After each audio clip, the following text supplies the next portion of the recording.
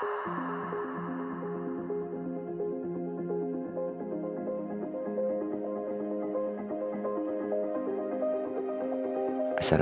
warahmatullahi wabarakatuh. Halo rekan-rekan sekalian, jumpa lagi di channel saya Rusmana Winangun.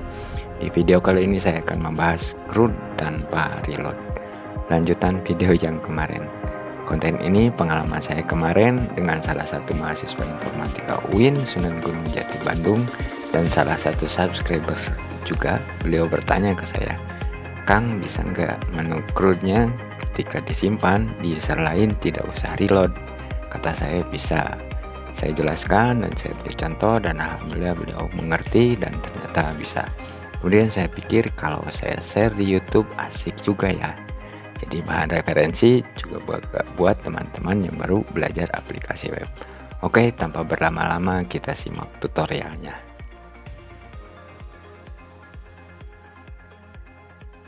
Oke, kita mulai tutorialnya teman-teman. Yang pertama harus teman-teman install, yaitu FlexSocket.io. Perintahnya pip install FlexSocket.io.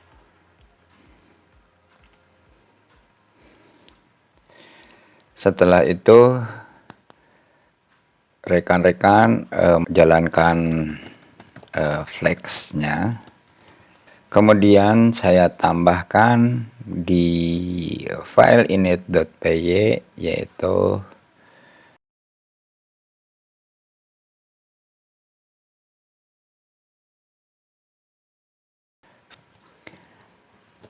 FlexSocket.io import socket.io. Jadi apa itu socket.io? Jadi saya buat keterangan di sini. Socket.io adalah library JavaScript yang memungkinkan komunikasi real time antara klien dan server. Jadi itu fungsi socket.io teman-teman. Kemudian teman-teman tambahkan di sini socket.io sama dengan socket.io kurung buka app. Setelah itu kemudian rekan-rekan save, kemudian rekan-rekan buka barang.py. Jadi untuk rekan-rekan yang baru silakan ikuti tutorial yang sebelumnya.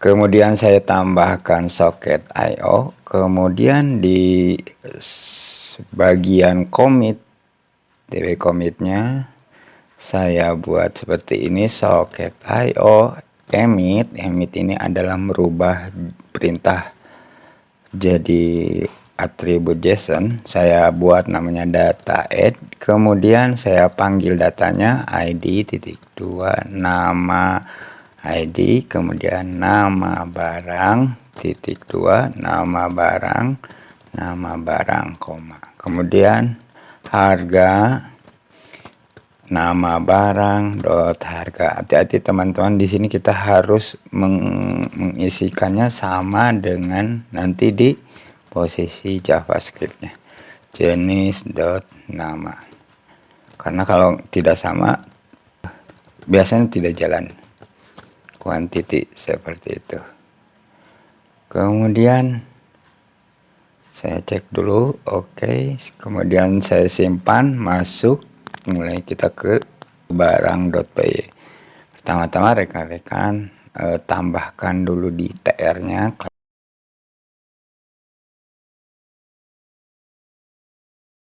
beri nama ini data raw. Kemudian saya copas dulu library-nya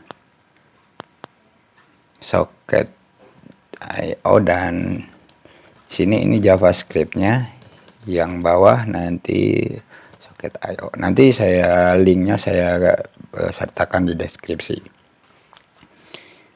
Kemudian saya tambahkan di sini script untuk memanipulasi DOM. Kemudian saya buat script di sini, script tipe teks JavaScript. Saya tutup scriptnya.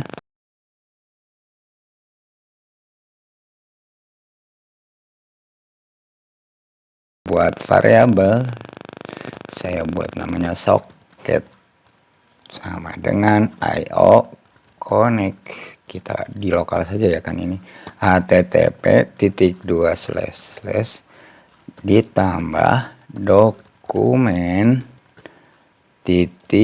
domain tambah kutip koma 2 kemudian location port. Oke, ikan adalah domain location. Oke, koma, kemudian saya buat di sini keterangan lagi mengambil fungsi data add dari sini nih, dari si barang.py. Kemudian saya buat di sini socket .on, tadi namanya data_add, kemudian saya di sini koma buat function kurung tutup data. Kemudian saya rapikan dulu, ini harusnya oke. Kemudian saya buat keterangan lagi, memperbaharui tampilan atau menambahkan elemen baru. Kemudian saya buat update view dalam kurung data. Oke, saya rapikan. Oh, ini kurang, harusnya ini di sini. Oke. Kemudian saya buat function update view-nya. Function update view data kurung kurawal, kemudian saya beri keterangan lagi / mencari elemen dengan kelasnya, tadi nama kelasnya kan data row dan ID yang sesuai. Oke, kemudian saya buat atribut variabel lagi, row to update misalkan sama dengan persen dalam kurung kelas seperti titik dot data row, kemudian dot filter dalam kurung function kurung tutup kurung buka kurung kurawal, kemudian return persen kurung buka this dot find kurung buka td titik 2 first, kemudian teks dalam kurung sama dengan data.id titik koma. Kemudian saya buat lagi keterangan di sini. Saya buat keterangan lagi, satu lagi, memeriksa apakah elemen ditemukan. Oke, perintahnya saya menggunakan if saja. If dalam kurung row to update dot length lebih besar dari 0 jika row update-nya lebih besar. Kemudian saya buat keterangan lagi, membuat data dalam elemen yang ditemukan biar jelas. Kemudian kemudian saya tambahkan di sini row to update dot find td equalnya 1, kemudian teks data dot nama underscore barang. Ini harus sama sekali dengan barang.py ya teman-teman, posisi datanya. Kemudian saya coba saja kontrol 1 2 3 4. Kemudian ini saya tahu harga nih, susunan ininya harus sama. Kalau nggak sama biasanya nggak jalan. Jenis, kemudian di sini quantity 4. Oke. Selanjutnya saya cek dulu, kemudian langkah selanjutnya yaitu saya tambahkan dulu di sini keterangan, menambahkan tombol edit dan delete. Saya buat function di sini action cell sama dengan row. Oke, benar, row top up dot find kurung buka td seberapa ini, berarti equalnya ke 5. Coba cek dulu 1 2 3 4 5. Oke, ke 5 betul. Kemudian saya buat di sini action cell empty, kemudian action cell dot sisipkan open. Kemudian nah yang ini nanti bisa dicoba di deskripsi, soalnya ini kalau saya jelaskan mungkin agak lama, jadi saya simpan di deskripsi. Jadi rekan-rekan tinggal copas aja buat yang action tombol delete sama update. Soalnya kalau yang ke bawahnya nanti tinggal kita copas, tinggal tambah td. Nanti saya lihat, kasih tahu caranya.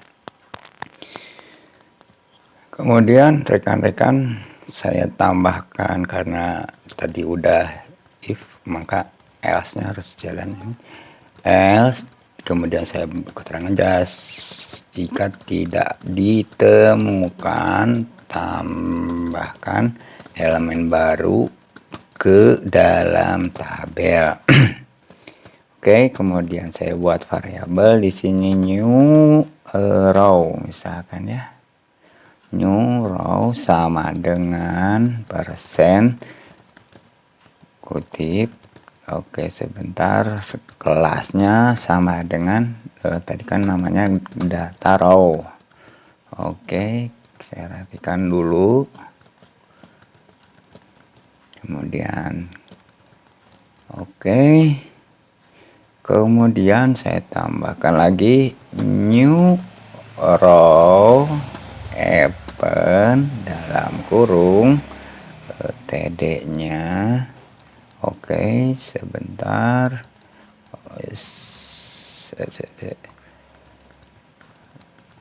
data id plus, kemudian slash kurung td, saya tutup td nya, kemudian titik koma. Ini kurungnya di sini. Oke, kemudian saya coba saja, dipastikan. Kemudian saya rubah nama barang, harga. Oke, kemudian jenis. Kemudian di sini quantity. Oke, kalau selesai kita cek dulu, kayaknya tidak ada masalah. Menambahkan tombol edit dan delete. Sorry. Kemudian rekan-rekan di sini tambahkan new event, di depannya kutip 2TD, terus rekan-rekan kopikan di yang row di atas, atau kalau misalkan pusing rekan-rekan bisa copas, nanti saya linknya saya sertakan di deskripsi. Oke, kemudian saya bedanya ini aja, kalau yang event ini depannya ada TD-nya. Jadi sebenarnya sama dengan penambahan yang di atas. Tinggal kita tambahkan TD saja di atas. Kemudian kalau sudah selesai, sebentar saya rapihkan dulu. Oke, kemudian saya buat ganti dengan ID elemen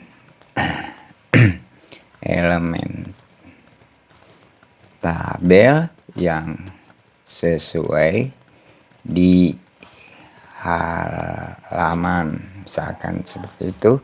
Perintahnya seperti ini, persen tbody berarti kan event, masukkan tbody event new row. Oke.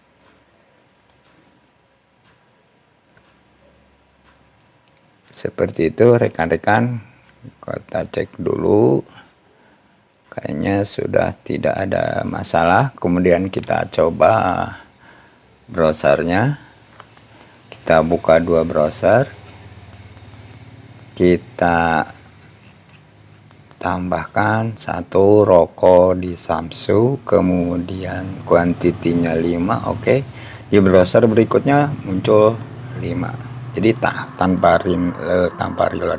Kemudian saya tambahkan di sini Surya, harganya 5.000. Ini rokok simpan.